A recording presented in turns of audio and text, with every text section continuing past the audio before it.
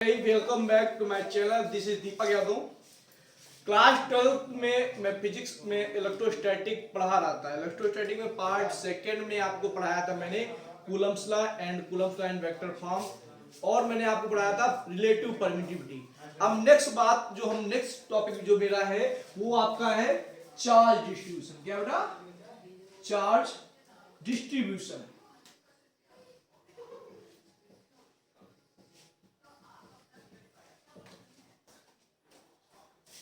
जो आपका charge distribution होता है वो आपका 3 टाइप्स का होता है बेटा। कितने टाइप का होता है बेटा? 3 टाइप का। पहला जो आपका होता है linear charge distribution. Linear charge distribution. दूसरा जो आपका बेटा होता है surface charge distribution. And next one जो बेटा आपका होता है वो आपका होता है वॉल्यूम चार्ज डिस्ट्रीब्यूशन।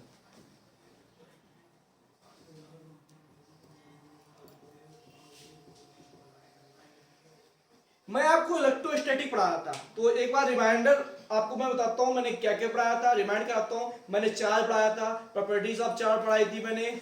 उसके बाद मैंने आपको पढ़ाया था Coulomb's law, then after Coulomb's law in vector form. फिर आपको मैंने परमिटिविटी बताई, फिर मैंने बताया आपको रिलेटिव परमिटिविटी। अब जो नेक्स्ट आपका टॉपिक बेटा है वो आपका क्या है?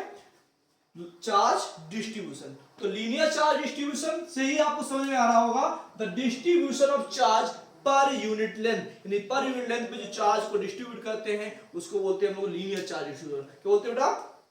Linear charge distribution. ध्यान सुनिएगा,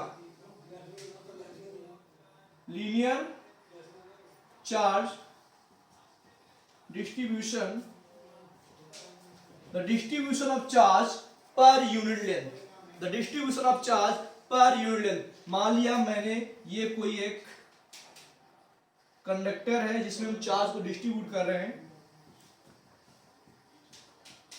पहले छोटे से पार्ट को ले लिया जिसकी लेंथ dl है और पूरे कंडक्टर की लेंथ आपकी l है। यहां पे चार्ज क्या है? dq। तो मैंने क्या बोला? The distribution of charge per unit length is known as linear charge distribution। The distribution of charge per unit length यानी dq upon dl। लेम्डा क्या है आपका? Linear charge density. क्या है? इसको लोग लीनियर चार्ज डेंसिटी बोलते हैं। तो distribution of charge per unit length, lambda को क्या होगा बेटा? dq upon dl। The distribution of charge per unit length, lambda को क्या होगा? dq upon dl। तो dq को बेटा क्या होगा? Lambda dl। Integrate both side. dq को बेटा क्या आएगी? इंटीग्रेशन करेंगे डी क्या आएगा बेटा? dq का इंटीग्रेशन q आएगा। लेम्डा dl का इंटीग्रेशन बेटा क्या आएगा? l। तो लेम्डा इक्वल क्या आ गया? q upon l। वही मैंने आपको भी बताया था the distribution of charge per unit length is known as linear charge distribution. Next जो अब बात करेंगे हम लोग आपका surface charge distribution. Surface charge distribution. तो सरफेस चार्ज डिस्ट्रीब्यूशन क्या होता है बेटा आपका? बहुत ध्यान सुनिएगा। मान लिया कोई एक प्लेट है बेटा, आपकी क्या है? प्लेट। प्लेट होगी तो बेटा यहाँ पे लेंथ भी होगी, ब्रीथ भी होगी। जब लेंथ और ब्रीथ होगी तो आपका एरिया की बात होगी। किसकी बात होगी बेटा? अभी क्या हुआ था? लीनियर चार्ज डिस्ट्रीब्यूशन की बात हुई थी ना बेटा। लेकिन अब मैं क्या बात कर रहा हूं? Surface charge distribution. सरफेस मतलब क्या हो गया? आपकी लेंथ भी और ब्रीथ भी। ठीक है, तो यानी एक ऐसा सरफेस जहां पे उस पूरे सरफेस पे चार्ज का डिस्ट्रीब्यूशन हुआ हो तो क्या बोलेंगे? The distribution of charge per unit area is known as surface charge distribution। dq upon d इसको बोलते हैं लोग सिग्मा। क्या बोलते हैं बेटा? सिग्मा। सिग्मा क्या होता है? Surface charge density. Surface charge density the distribution of charge per unit square area. The distribution of charge per unit square area is known as surface charge density या surface charge distribution. मान लीजिए छोटा surface है बेटा, छोटा surface जिसका area क्या है बेटा? dA, और यहाँ पे चार्ज क्या है? dq। dq को लिहाज क्या बेटा हो जाएगा? Sigma dA। Integrate both side. dq बेटा क्या है? q। सिग्मा dA का dA क्या आ जाएगा? a। तो सिग्मा इक्वल बेटा क्या आएगा? q upon a। Different areas के लिए यहाँ एरिया का फॉर्मूला आपका डिफरेंट आएगा। तो ये आपका हो गया डिस्ट्रीब्यूशन ऑफ चार्ज। कौन सा बेटा? Surface charge. कौन सा बेटा? Surface charge. सेकेंड नंबर आपका है सरफेस चार्ज डिस्ट्रीब्यूशन। नेक्स्ट आप बात करेंगे, हम बात करेंगे वॉल्यूम चार्ज डिस्ट्रीब्यूशन। किसकी बात करेंगे बेटा? Volume charge distribution. ध्यान से देखते रहिएगा। थर्ड नंबर आपका है सेम 3 डायमेंशनल फिगर होगा, या तो आपका क्यूब होगा, क्यूबाइड होगा, या कोई स्फीयर होगा। क्या होगा बेटा? Sphere.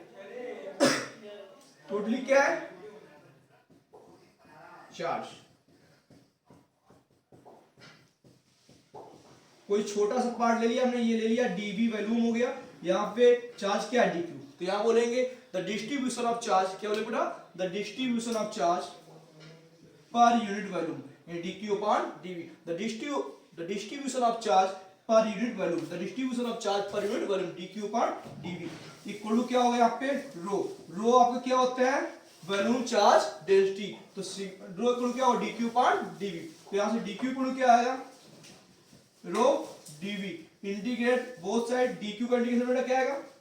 Q rho DV integration क्या आएगा? बी। डिफरेंट वॉल्यूम्स के लिए वॉल्यूम का फॉर्मूला डिफरेंट होगा, तो यहां से रो इक्वल क्या आएगा? Q upon V. मैंने क्या बोला? The distribution of charge per unit cube volume known as volume charge distribution. Next आगे बात करते हैं हम लोग। अब जो नेक्स्ट मेरा टॉपिक है बेटा वो इलेक्ट्रिक फील्ड है। What is electric field? तो मुझे पता है एवरी चार्ज पार्टिकल, कोई भी चार्ज पार्टिकल होता है अपने चारों ओर एक फील्ड जनरेट करता है। तो हम बोलेंगे every charge particle generate a field around itself. Every charge particle generate a field around itself that's known as electric field. Example समझाते हैं। मान लिया मैंने एक चार्ज पार्टिकल ले लिया, positive charge particle, positive charge particle. एक मैंने टेस्ट चार्ज ले लिया क्यू नॉट। क्यू नॉट आपका क्या बेटा? Test charge. और टेस्ट चार्ज जो लेते हैं हमेशा हम पॉजिटिव लेते हैं। कैसा लेते हैं? पॉजिटिव। और ये चार्ज पार्टिकल भी आपका पॉजिटिव है। तो मैंने क्या देखा, जब इस चार्ज पार्टिकल को इसके पास ले जा रहे थे, एक एक रिपल्सन फोर्स लगा रहा था, यानी इसको दूर भगा रहा था। इसको अपने पास, ये वाला चार्ज पार्टिकल इस टेस्ट चार्ज को अपने पास आने नहीं दे रहा था। यानी इससे क्लियर हो गया कि ये इस पे फोर्स अप्लाई कर रहा है। मैंने इसका जो पोजीशन थी इस चार्ज टेस्ट चार्ज की चेंज की, मैं इसको यहां ले गया, यहां पे भी सेम कंडीशन, यहां पे भी सेम कंडीशन, यानी सब जगह उसके चारों ओर हम ले गए। तो मैंने चारों ओर क्या फाइंड आउट किया? मैंने यही फाइंड आउट किया कि चार्ज जो है पॉजिटिव चार्ज एक फोर्स एक्सपीरियंस कर रहा है किस पे? इस टेस्ट चार्ज पर, उसको अपने पास नहीं आने दे रहा है। तो इससे क्या क्लियर हो गया कि every charge particle generate a field around itself. और कौन सी फील्ड? फोर्स जो लाइंस होती हैं, कैसी? इमेजिनरी लाइंस, फील्ड लाइंस होती है, कैसी होती है? इमेजिनरी, जो एक फोर्स एक्सपीरियंस करती है, उसको अपने पास नहीं आने दे रही। अब दूसरा हमने ले लिया एक निगेटिव पार्टिकल ले लिया, charge particle, negative charge particle ले लिया। अब मैं टेस्ट चार्ज को ले गया तो मैंने देखा ये अपनी ओर अटैक कर रहा है, इसको अपनी ओर खींच रहा है। डायरेक्शन चेंज की, यहां भी खींच रहा है, यहां भी खींच रहा है, यानी सारे डायरेक्शन में वो अपनी ओर खींच रहा है। यानी यहां से क्लियर हो गया कि निगेटिव चार्ज पार्टिकल चाहे पॉजिटिव चार्ज पार्टिकल हो, अपनी ओर एक, अपने चारों ओर एक फील्ड जनरेट करता है, जिसको बोलते हैं हम लोग इलेक्ट्रिक फील्ड। अब बात करेंगे जो पॉजिटिव चार्ज पार्टिकल होता है वो आउटसाइड जनरेट करता है फील्ड लाइंस, और निगेटिव चार्ज पार्टिकल होता है वो इनसाइड जनरेट करता है। कहां जनरेट करता है बड़ा? इनसाइड, यानी अपनी ओर अट्रैक्ट करता है, जिसको हम लोग क्या बोलते हैं? Electric field. क्या बोलते हैं? Electric field. तो बोल दोगे every charge particle generate a field around itself that known as electric field. या फिर इसकी एक सिंपल सी डिफिनेशन है बेटा, वो मैं लिखाऊंगा, ध्यान से देखिएगा बेटा, लिखिएगा ध्यान से और समझिएगा।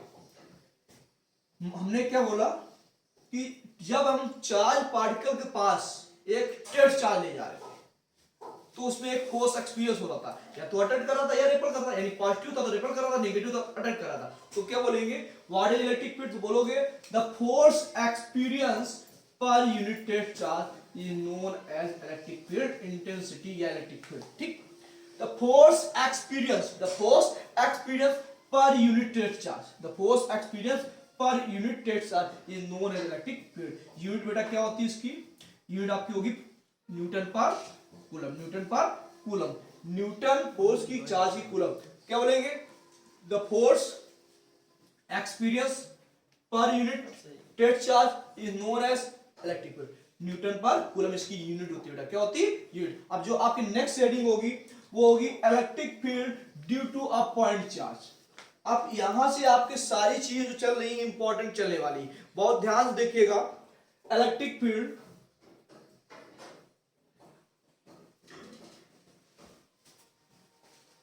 Due to electric field due to a point charge.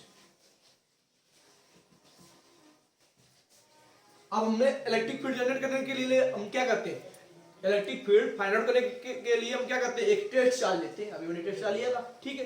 एक पॉइंट चार्ज हमने मान लिया, एक point charge, late us suppose a point charge Q, और इसके r डिस्टेंस पे एक टेस्ट चार्ज लिख दिया Q नॉट।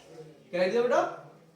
Q not. अब इस पॉइंट पे हमें इलेक्ट्रिक फील्ड फाइंड करना है इस टेस्ट चार्ज की वजह से, ठीक है। तो हमें इलेक्ट्रिक फील्ड निकालना है, तो क्या लिखेंगे? Let us suppose a point charge Q situated at point A and our test charge Q naught situated at point B at a distance r from point A। Theory बिल्कुल simple से लिख लो, रट्टा नहीं मारना है, समझना है। मार्केट में बहुत सारे टीचर मिलते हैं, आते हैं, थ्योरी लिखवाना चालू कर देते हैं, लिखो बेटा लिखो लिखो। कब तक लिखोगे भाई? थ्योरी लिखते रहोगे क्या हो रहा है?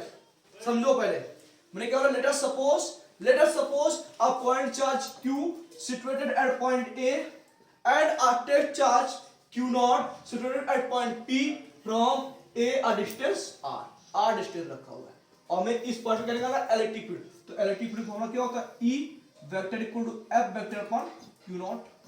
इक्वेशन हो गई फर्स्ट।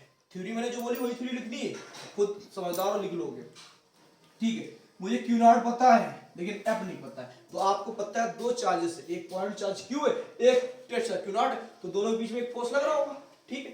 क्या लगेगा? F vector equal to 1/4 pi epsilon not Q not upon r square. आपने पढ़ा था कूलम लॉ, पढ़ा था। F vector equal to 1/4 pi epsilon not Q not upon r square r cap. क्या लिखेंगे?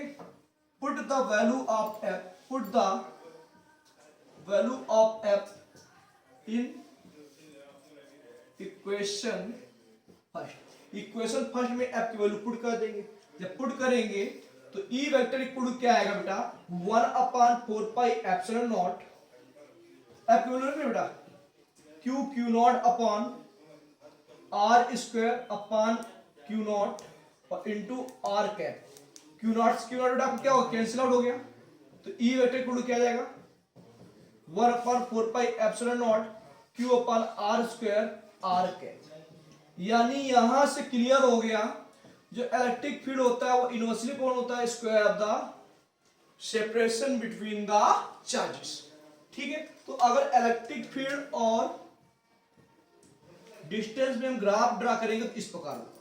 डिस्टेंस ज्यादा इलेक्ट्रिक फील्ड कम, distance कम इलेक्ट्रिक फील्ड ज्यादा। तो ये आपका हमने निकाला है electric field due to a point charge. और ध्यान सुनिएगा हम कैसे थ्योरी लिखेंगे। Let us suppose a point charge Q situated at point A and a test charge Q naught situated at point P. The distance between both charges be r, ठीक है। Then after हम क्या मिलता है? Electric field formula क्या होता है? E vector equal to F vector upon Q not. According to Coulomb's law हमें पता दो चार्जेस हैं, उनके बीच में एक फोर्स लगेगा। F की वैल्यू इक्वेशन फर्स्ट में रख देंगे, यहां से आप क्या लगेगा? E आ जाएगा। आगे ना, नेक्स्ट आगे बात करते हैं हम लोग।